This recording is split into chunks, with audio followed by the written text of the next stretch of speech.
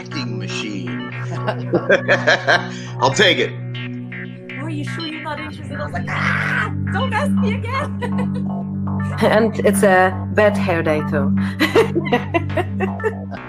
So she's like, scream for me, and then it's just dead silence. It was a good risk to take, and it was great. Boom! I'm gonna try and give you a friend, and then I was like, I wish you had like a granny mask. That would be so cool, or like a ghost uniform. And everybody was like totally freaked out. Hi. Hello. Hello. Hello, everybody. Hi, kia ora. Hello. Hello, Mark. Mama, don't cry. Mama, don't cry. Mama, I'm fine. Mama, I'm fine. It's alright. It's alright. I'm by your side. By your side. Mama, don't cry. Mama, don't cry. I'm home. And Mama, I'm fine. Mama, I'm fine. I'm not alone. It's alright. It's alright. I had to go. I'm by your side. By your side. You have to know. Mama, don't cry. Mama, don't cry. And my guest today is a musician, singer-songwriter based in California. Her latest single is called Monsters Under My Bed. Please welcome to the Eclectic Arts Virtual Studio, Massie. Hey. Hi, how are you? Good, how are you? I'm doing very well. Thank you so much for taking the time this afternoon. I appreciate it. Of course, thank you for having me. Yeah, so let's kind of start with the most recent stuff, and then we'll kind of work our way back, and then work our way back forward again. So with Monsters Under My Bed, when did you start writing this song? What's it about lyrically? And what can you tell me about it? Yeah, definitely. So Monsters Under My Bed actually came about, I started writing, I think 2 or 3 months ago. A little background on the song. I walked out of Goodwill with my best friend, and she was dealing with a divorce, and she didn't want to like face everything that she was dealing with. And we sat in the car and we're talking about it, and she was like, I don't know what to do. Like, I'd rather just not deal with it. I want to run away. And I thought about it, like, that's such a cool idea for a song. I want to use that. And she's like, yes, please do. So I went home, sat down, and I started to write a song, and I still have like the little pieces of lyrics I had written, and I absolutely hated it. I hate what I wrote. So, which happens quite often, honestly, but I had gone through my songwriting notebook and found just a random line, Monsters Under My Bed. I don't know when I came up with that, why I came up with that, but it kind of evolved into this idea of monsters under my bed. And then in the song, it says, I want to run. So that's kind of how I tied it into what she had given me. But basically, this song, for me, it kind of evolved into like anxiety, I guess. Kind of a small aspect of anxiety, but I know that it can be applied to, majority of anxiety. I have been dealing with anxiety for a while now. I was on Accutane and acne medication that kind of amplified everything. So it became that for me of like, it feels like I have monsters under my bed. Like, you're constantly anxious and you're scared for like no reason. It's the weirdest thing. So that's what it became for me, was just a symbolism, oh my gosh, of, that anxiety and how I'm dealing with it and what I feel about it. The specific anxiety I wanted to target was that decision making, because I know that's a huge aspect of anxiety. People that suffer with anxiety is, not wanting to make decisions or feeling anxiety over making a decision. Yeah, well, one, thank you for sharing that. I've had several other guests on who have talked about their battles with anxiety, depression, mental health concerns. I have my own personal background with some things of that as well. So when you're saying those things, really resonates with me, especially when you're talking about how anxiety will sometimes make decisions for you, or make it seem like things are so big and there's so many other things going around in the world that you really can't function. Right. And so for you to be able to take that and put that into the lyrics of a song is amazing. Thank you. Yeah, does it get to a point like I'm sure as you were working on the song and recording it, does it just bring you back to that feeling, or is it kind of like, no, it's more of a cathartic thing? Yeah, it definitely does. I wouldn't say it brings me back to that feeling, but I definitely continue to relate to it because I still struggle with anxiety. I've not figured it out yet, but yeah, no, it definitely, like, I probably will always relate to it and it will resonate with me always. But I'm just glad that I get to share that in a way that other people like you know, it resonates with you. Yeah, it absolutely does. And I'm not trying to cross promote or anything else, but there's another young artist who just turned 19 last month who has a song about anxiety called Creep. And Okay. I'll send it to you offline because she has a lyric video for it. And I think as soon as you watch, and possibly even when you hear it, you'll be like, oh yeah, I get it. And I'll make sure that I send her your song, because then it'll be like, oh, Definitely. there's somebody else that you know, gets what I'm going through and put it into music. Right. Has your friend had a chance to hear the song? Yes. Oh my gosh. She was like one of the first people I was like, you need to hear this. She knew the whole process when I was in the studio and all that. I was Snapchatting her the whole time, but yeah, she's super excited about it.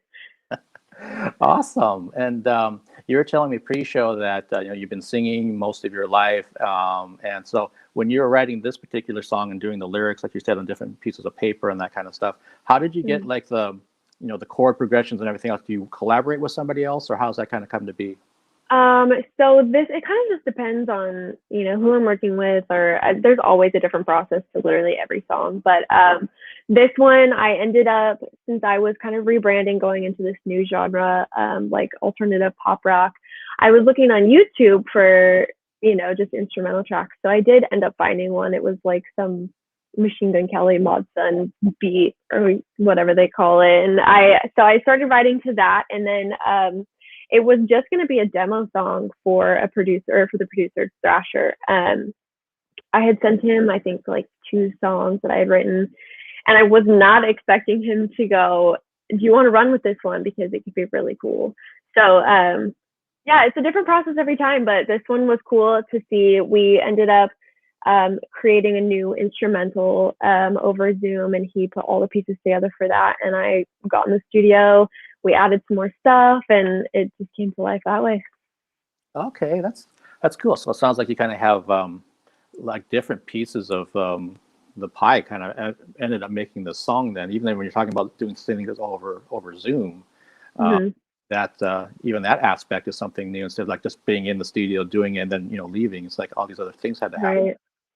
Yeah. Yeah, such a crazy year, or year and some change at this point. Yeah, definitely.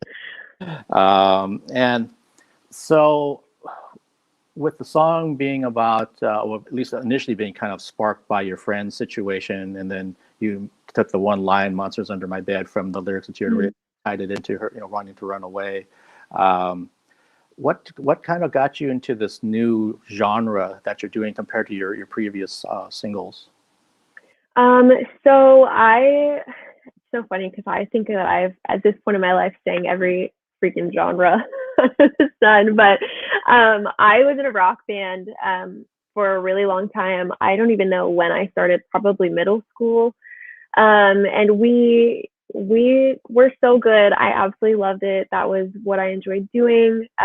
We toured up the West Coast for a little while, and we were going the secular route, and we were a Christian rock band. And then we just kind of butt heads at one point. I did not want to keep doing like a Christian route because there's not really much of a business in it anymore, unfortunately.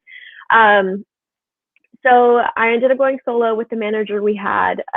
He couldn't really do anything for the band in that industry, in the Christian industry. So he took me solo. We kind of did like a complete 180 and went very pop. I recorded with Earl Cohen, who had done Lady Gaga's Fame album. So very, very, very different from what I was doing. and we kind of rolled with it. That's what was popular. But we really didn't get a lot of traction from it. My ballads did really well, but none of my other stuff did as well as I'd hoped. So, I mean, I've been doing this solo stuff since I was like 19, I think, and I'm 25 now. So, I mean, it's been a good amount of time where nothing has really happened from it. So I finally came to my manager. I was like, look, I think this is what we need to do. I want to go back to my roots. I want to kind of bring that rock aspect back into my music. That's what I like doing. That's what I was good at. So we finally decided that's what we were going to do.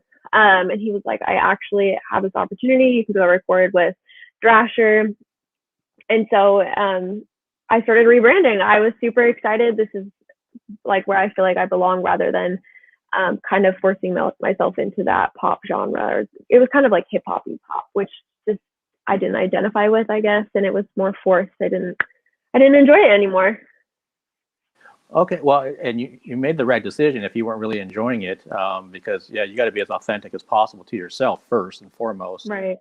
Because everyone's going to see through it. You know, if they start listening to it or watching your videos or something, think, yeah, it seems more like a product than something organic, right?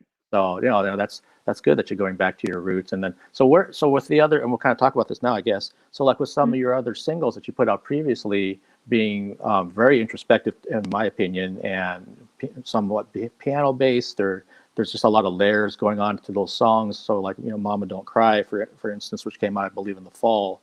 Are those things that you want to keep doing as well as what you're doing now with moving forward with like Monsters Under My Bed style of music, or is it kind of be like, well, that's in the past, I'm just going to be doing more of the rock alternative thing? Right. So the ballad stuff I do want to continue doing. I feel like that could still fit into the new genre that I'm doing. So I actually had taken down all of my more pop hip hoppy stuff when I rebranded. So those were the ones that I wanted to keep, and I definitely do. Like, I do want to release an acoustic version of Monsters Under My Bed at some point. So because that's what I'm strong at, as well as those ballads. So definitely going to keep those. Okay, that makes sense, because I'm like, when you're talking about the pop hip hoppy type stuff, I'm like, I don't think I saw anything when I was yeah. research. They are on SoundCloud, because I know some people still enjoy it, but that's the only place that I have those. Okay. So for all those out there that want to be creepers or whatever, I guess you can dig through SoundCloud and try to find those, the old style of Massie stuff. But no, that makes sense that you left those three up, because those are really nice songs and we were talking about this pre-show. I mean, your voice is just exquisite on those particular three tracks. Not that's not also on the new track, but you can just, because of the more of an unplugged type of version, you can really hear the nuances of what's going on with your voice, and in particular with those songs. Right. Thank you. Yeah, I kept those ones because those are also still so meaningful to me. And so, I mean, I wanted to rebrand and start making music that people actually, you know, it does resonate with, and more relatable stuff. So I felt like that was the perfect thing to keep up on my Spotify and everything. Okay. And so I guess we can kind of talk about some of that. So you're telling me like the oldest song up there that you kept up was Revive. And so how long ago was that written, done? And also what was that going on with that song lyrically? Revive. When was that one done? It had to have been like, I want to say 7 years ago, 6 or 7 years ago. That was actually written while I was in the rock band. I actually had a song called Flatline in that band, kind of talking about kind of the same thing as Monsters Under the Bed. Like, I kind of just want to give up. I don't want to do it anymore. I feel like I've flatlined, basically, was the point of the song. And to follow that up, I had written Revive. What I was going through at the time, I had just gotten broken up with, from like this 3-year long, I guess you could call it like a situationship, because it wasn't quite a relationship. But I was kind of in an identity crisis, I guess you could say. So Revive was my song. I was a Christian rock band. So for me, it was related to my faith of like, God, you restored me and you brought me back to life. And the way I wrote it, I wanted it to be relatable with anybody, not just, you know, believers in faith in God. But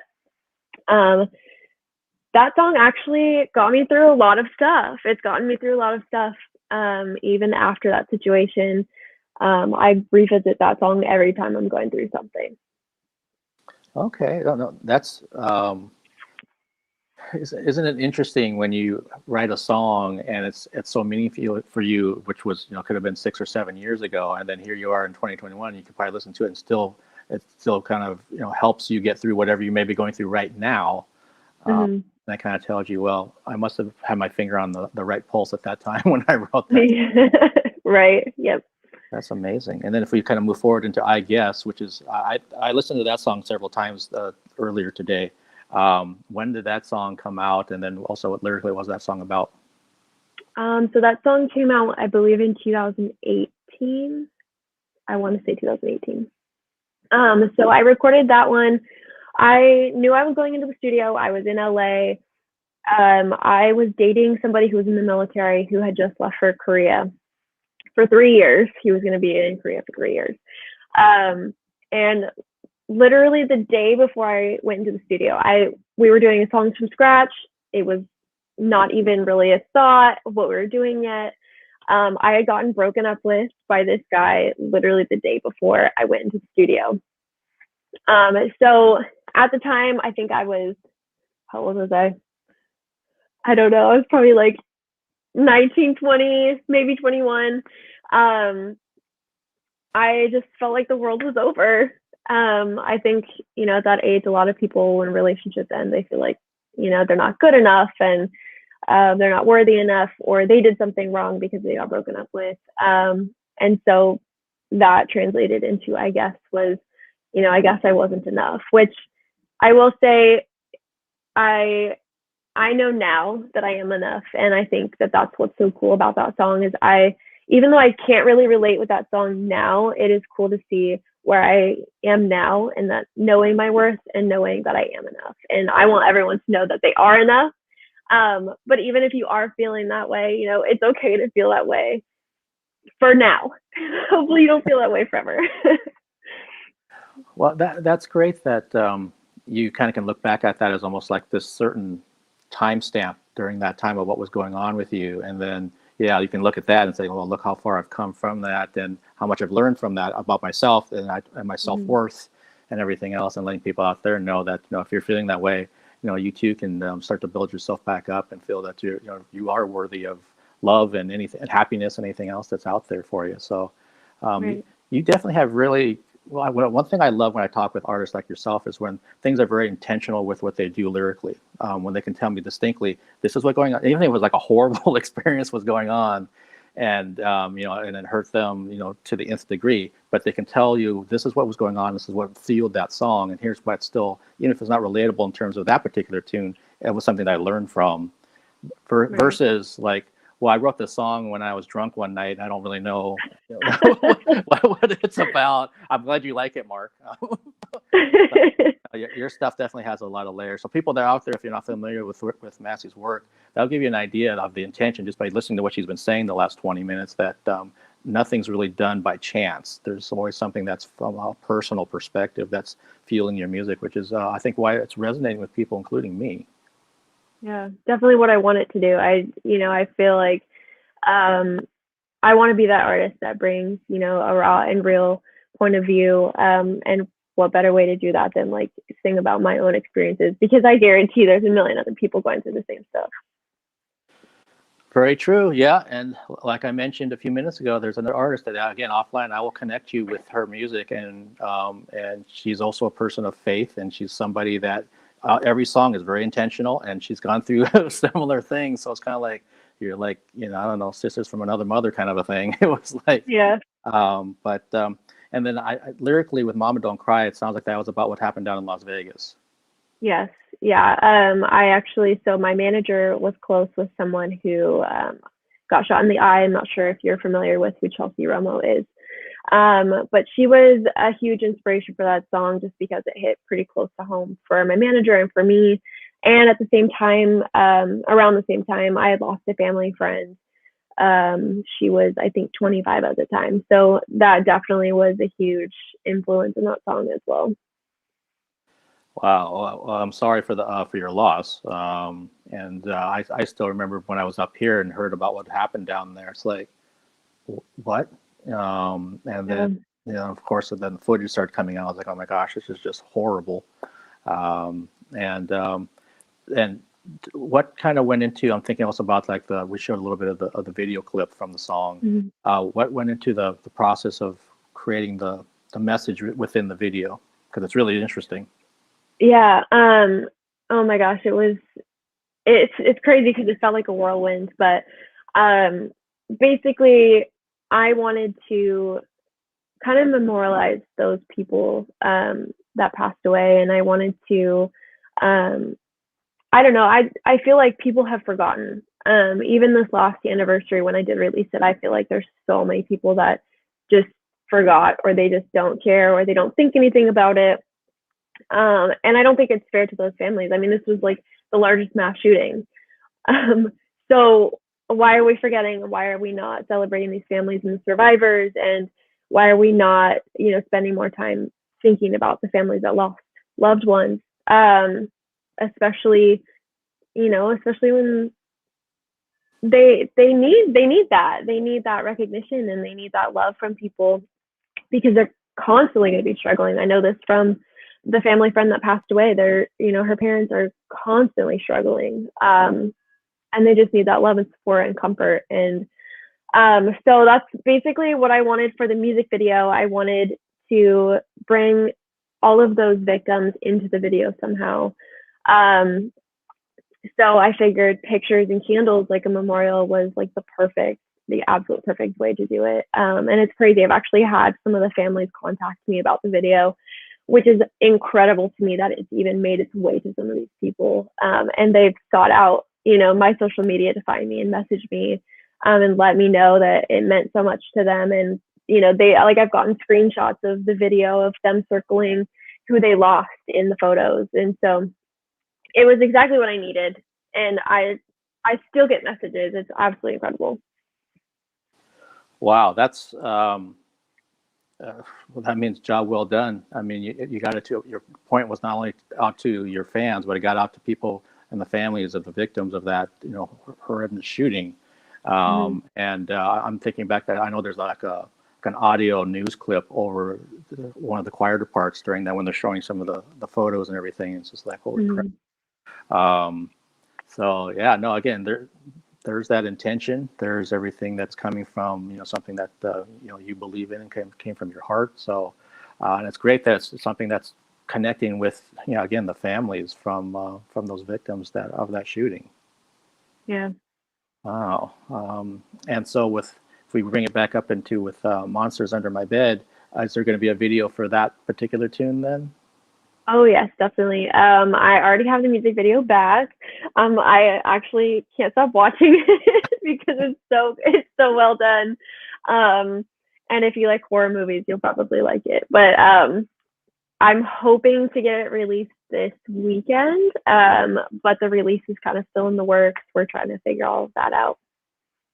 Okay. Well, when you said horror movies, it piqued my interest because I've covered a few horror conventions in my time, so Okay. I'm one of those people. So Sweet, yeah, you'll probably like it. The video guy, he goes by Storylit Films. He did an absolutely incredible job. I'm so excited. I wasn't expecting it to take that kind of direction, but it turned out so perfect. All of the B-roll that he got for it is so eerie and creepy. I love it. Awesome. So it sounds like, once everything's kind of situated in terms of the date, it'll be coming out fairly soon. On some platform or perhaps on someone's channel or that type of thing. So, and what's coming up beyond that? Is there something else you're working on? Anything else that you'd like to let everybody out there know about? Yeah, I am currently trying to write some more songs. I'm thinking about doing some more covers. We have kind of like a live stream concert idea that we've been playing with, trying to find like a place to do a little concert, just to kind of keep people involved, while things are still closed for the time being. Okay, and I see we got a comment from, hey Ed, good to see you. Ed's someone who is he's been a tour bus driver, so maybe someone you want to connect with later on for a lot of around the U.S. And he's asking. He unfortunately joined late. He's wondering if we can get a quick recap of who you are and why I'm talking to you. Did you want me to do that recap? Yeah. You can do it better than I could. All right, definitely. So I'm Massie. I am a singer-songwriter out of Sacramento, California. I just rebranded, so I just released Monsters Under My Bed as a new single to kind of rebrand, going back into that rock music. I guess you could say I'm doing like alternative pop rock. I know there's so many genres out there. But yeah, so I released that song. The background of the song, basically, it's about anxiety and like not wanting to face reality, not wanting to make decisions, which I know a lot of people can definitely relate with who hasn't really been there. And so Monsters Under My Bed is basically just to symbolize that anxiety. I feel like when I wrote it, that was the perfect example, because as a kid, you know, who isn't scared of monsters under their bed or coming out of their closet? So I just wanted to make it very relatable for everybody. Awesome. Yeah. So I had there you go for the quick recap of what Massie's new single is, and she also has 3 other songs on her Spotify account that we've been talking about that are very intentional songs lyrically, and what she wrote into them, and also why they're still up, because they're really, really quality songs. And so she's kind of has this mix of a rebranding, but also some ballads that she still loves and holds dear. So she's going to continue to have those available to people, which is lucky for us because they're amazing songs. So. So when you're talking about your band days when you were with the Christian rock band, is that how you eventually like met like your manager and all these other professional people that you're connected with now, or is that just something happened different, separately? Yeah, so I actually wasn't with them at the time. They went to a music festival. They didn't play, they just went, and I think Chad was managing another rock band that was performing there. I believe this is how it goes. And they just so happened to meet Chad, and Chad ended up taking us on as his artist. And then from there, all of the connections that I have had are through my manager, Chad. But yeah, so that's how they met. I don't even remember how I personally met Chad, like even in person, because it was mostly just phone calls because we were in Sacramento, he's in LA. But I don't have to ask him about that because I don't even remember meeting him for the first time. That's wild. But yeah, so all of my connections have been through him. He's been good friends with Thrasher, so he's the one that produced this song. So I don't know how he's so connected, but he knows everybody and anyone. It's insane. Well, it sounds like he's been an incredible manager for you. So that's great when the manager has the connection or the right connections and can make things happen for you. And I'm curious. So I know that you were talking about that the band had done some shows up the West Coast, but as a solo person, have you performed these songs even within the last 5-6 years at any point somewhere? Yeah, so I did have a couple shows with more of my pop hip hop stuff. I did a show in San Francisco. I did a show at the Mint in LA. Couple here in Sacramento and like the Roseville area. I haven't traveled really much out of California yet, which I would love to once COVID is kind of, settled down. I know that a lot of, I think someone mentioned Texas would be really cool. I would love to try to get to Nashville at some point because it's so big there for the music industry. But I think just kind of around this area, and then LA really for my solo stuff. Okay. And when you're talking about playing some shows, when you're doing the rock and pop and hip hop stuff, I'm also curious though, like with these more acoustic type, have you done anything where it's just like you and a piano or a pianist accompanying you type of show? I have not yet. I want to do even like coffee shop stuff where I can do the acoustic. I love just even the vibe of that. I love the open mic stuff and whatever. It's the smaller stuff, but I have not yet. I don't know why, but I have not. I know I did like a small performance one time acoustically for it was an assisted living, but that I think that was the extent of like the acoustic stuff. Okay, wow. For me, I guess probably from the fan point of view, I'm like, I wonder if you would ever do something like that, or even something where it's you and a pianist doing a live stream of some of the, stripped down versions of these songs. Yeah, no, it's definitely something I'm open to. It's hard finding somebody, that their schedule fits and who is at the same level that I need them to be at and all of that stuff. It's hard to coordinate, but we're trying. Hopefully we'll get some stuff going. Okay. Yeah. No, you don't have to tell me about trying to schedule people. And I've been dealing with international time zones and days and my own schedules and everything else. So yeah, it gets trying at times for sure. Yeah, definitely. But yeah, hopefully it works out, because I'm totally picturing you singing some of these songs, including Monsters Under My Bed, in an unplugged version with a pianist or a guitarist on an acoustic guitar or something. And then also obviously having the more rocked out version. So kind of both worlds going. Yeah, definitely. Okay. And I'm just curious, because I have a curious mind. Are those like pictures of bands and friends behind you, or what am I looking at? Okay, so I am in my bedroom. I figured all of my interview stuff is kind of cool in my bedroom because it's Monsters Under My Bed, but they're honestly just pictures I found on Pinterest. Just black and white, like random photos. A couple of them I did purposely pick out, like I don't know if it's in the camera. There's a couple of like my great grandparents, like the old black and white photos. Some of my favorite artists, like I really like Charlie Puth. You can see him over here. I have like Machine Gun Kelly on there somewhere. Mod Sun, I think, ended up. I think it's behind my mirror. But yeah, so I did strategically pick a couple of them out, but they're all just kind of random black and white photos I found. Okay, no, that's really fun. I'm always curious, depending on when I do these interviews, and like I mentioned to you before we went live, that this is number 146 since May. That I've seen all kinds of different backgrounds, and I've had interruptions from kids and pets and all kinds of stuff. I did lock my cats out. I don't know if you could hear them meowing earlier. Is that what I was hearing? Possibly, and the bigger one knows how to open the door, so I actually have to lock my door.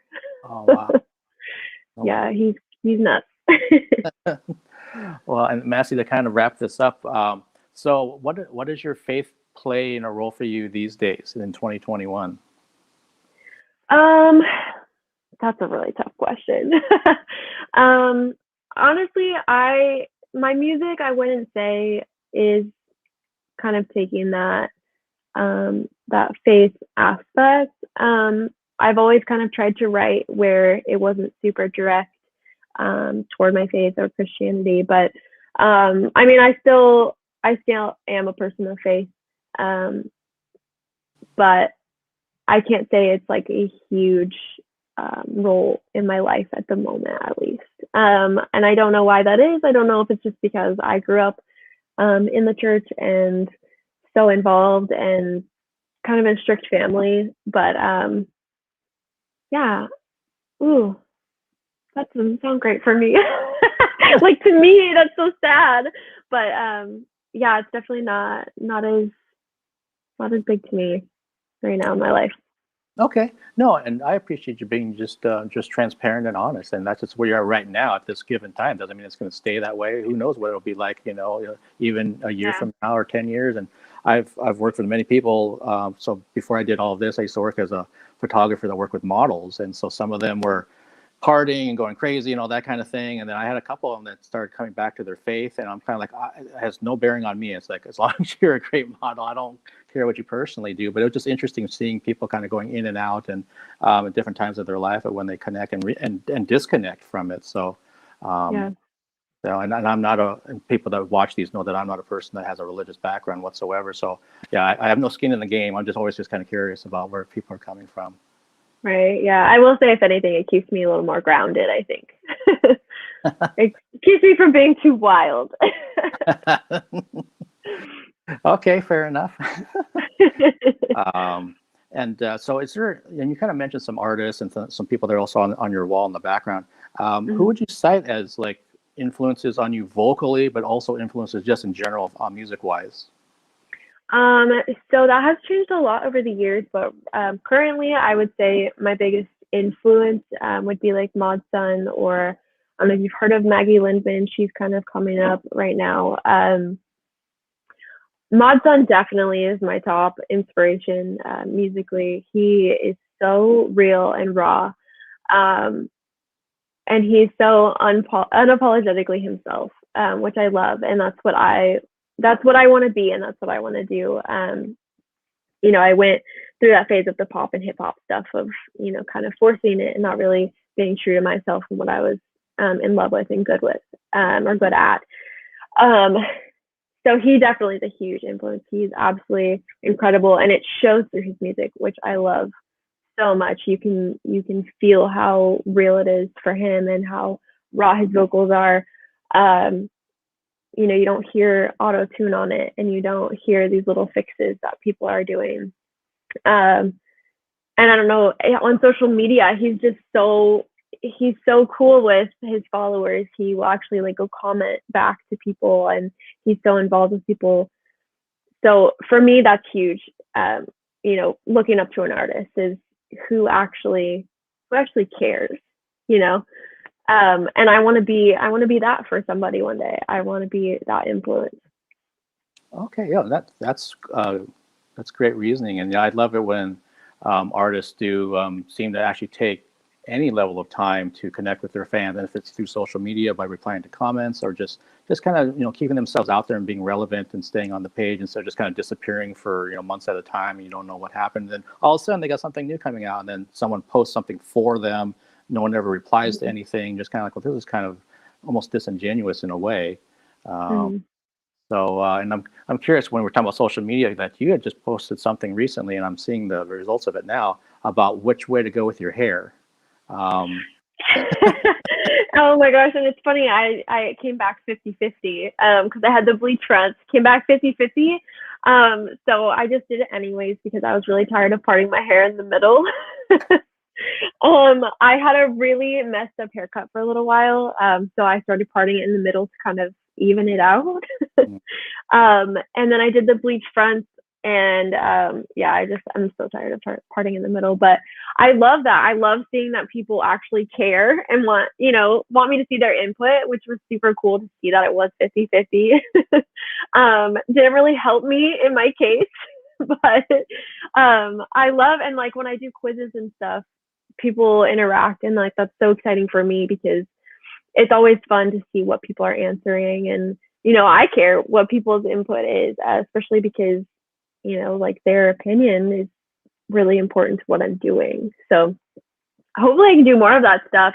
Social media has been really hard because most of the time I'm sitting at home. I don't look great. I'm sitting in bed working most of the time on music stuff. So hopefully I can get more into that and more interactive with people. Okay, well, I can tell you, and I won't even tell you this offline. I'll just tell you this during the live stream, is that when was that? Like last month, I did a music symposium with 3 young up-and-coming female musicians, and it looks like I'm going to be doing another one sometime next month. So I think you would be a great person to. I'll definitely be reaching out to you directly about having you join it, because I have one person who's also down in California. Actually, both of them now I think are down in California. It'd be like a California symposium. And they're both amazing people. One of them I've known for a long time because she used to live up here and then went down to LA. And then the other one I just met a couple weeks ago. But it would be, I think, a great time to connect, and you can kind of hear each other's music and feedback and all that kind of thing. And they're really, really good people on top of it, just like you are during this interview. So I'll definitely I'll definitely connect with you and see if that's going to work out with your schedule and everything else you got going on. So yeah, sounds good. Awesome. Well, Massie, thank you for taking the time today. I really genuinely was awesome getting a chance to talk to you. And everybody out there, you can see the website right there is on the background here of how to go there and connect with your socials through. I'm sure you're on Instagram because I'm following you there. I know you have a Facebook page. You probably have everything else, is my guess. Yeah. And, okay, so you can find her there. You can find her on Spotify because we were just talking about the 4 songs that are there. Look out for Monsters Under My Bed, the music video coming fairly soon. Anything else that you want to add before we say goodbye to everybody? No, I think we covered a pretty good amount of stuff. We did. And again, I appreciate you being very genuine, very authentic, and that's always refreshing to meet a young talent that's doing that. Plus, you've been doing music for so long, so it's almost like you're a veteran of music. Feels like it. Yeah, and you're only 25. It's like, good grief. I was just kind of getting started when I was 25. So yeah, you've done a lot, and I'm sure you got a lot more coming up. So have a good afternoon, a good evening down there, and I will connect with you offline, and we'll kind of see if things can work out for reconnecting here fairly shortly in the future. All right, sounds good. Thank you so much for having me on here. All right, bye everybody. Bye.